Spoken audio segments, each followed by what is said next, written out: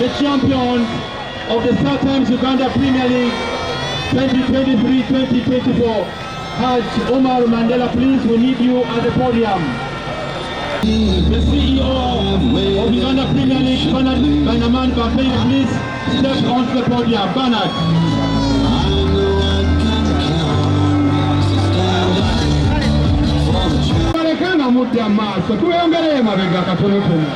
Okay. Esawa yakugaba emidali.